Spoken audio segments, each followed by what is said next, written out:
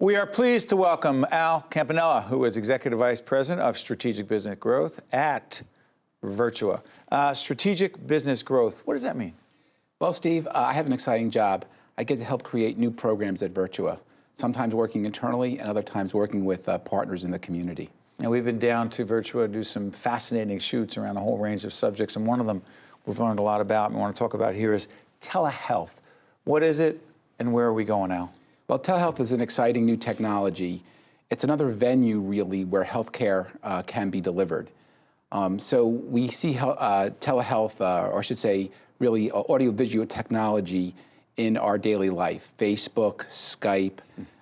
So it's really, that technology is really now being introduced into the mainstream of healthcare. Let's play it out a little bit. For instance, we've had different physicians on who've talked about it, but from a strategic, business growth perspective, give us a for instance out at your shop where telehealth will play out. In what instance? Where does it work? So we have several instances at Virtua. One right now, for example, is with new moms. When they go home from the hospital with their newborn, sometimes they have problems with nursing their child. So we have lactation consultants who they can access over telehealth.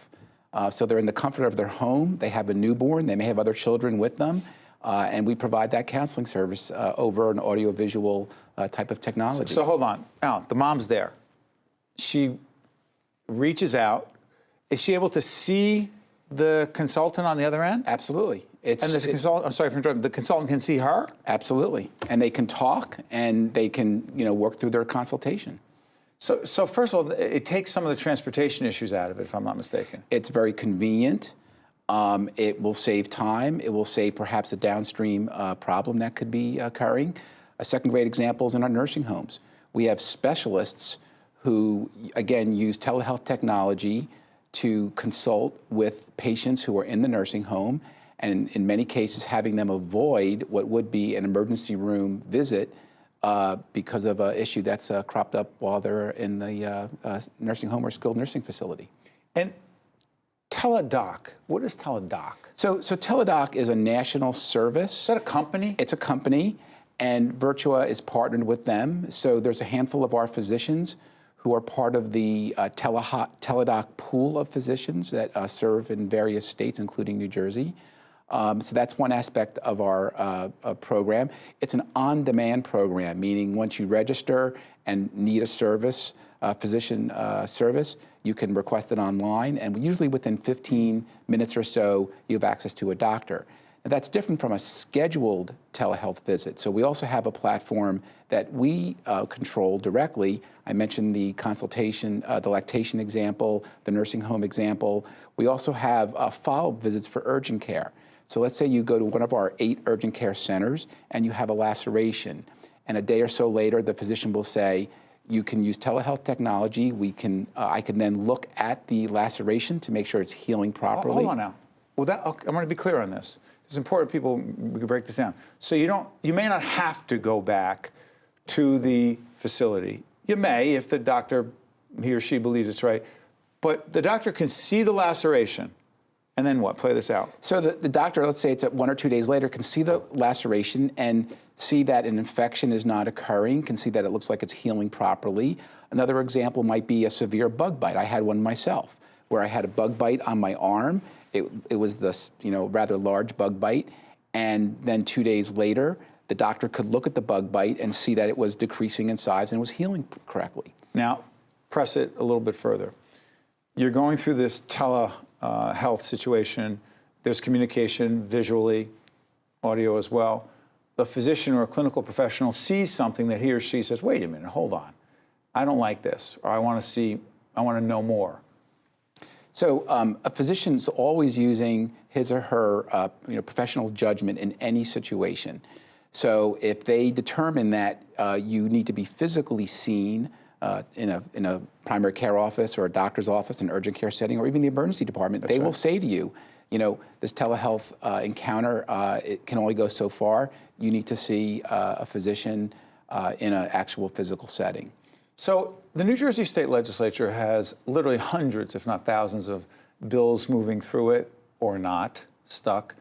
But there is, in fact, legislation dealing with telehealth. What is that legislation now, and why does it matter? So there's a bill going through the legislative process right now, and it's really to help give New Jersey a comprehensive telehealth set of regulations. And what are regulations? Regulations are there really to safeguard the public. So the bill is really looking at, first of all, when is telehealth appropriate? And typically that decision is left really to the physician, and I think that's going to proceed as we determine. The second is really around payment for telehealth services. You mean the amount? Hold on. The government would establish an amount for telehealth? Well, the government would help determine if insurance carriers should be providing reimbursement payment for telehealth services like they do for many other face-to-face type encounters. So today, presently, there are very few instances where there is insurance payment for telehealth services.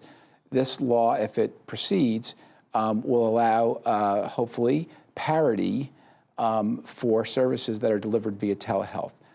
So it's ultimately about not discriminating really against physicians. They're still providing their professional judgment.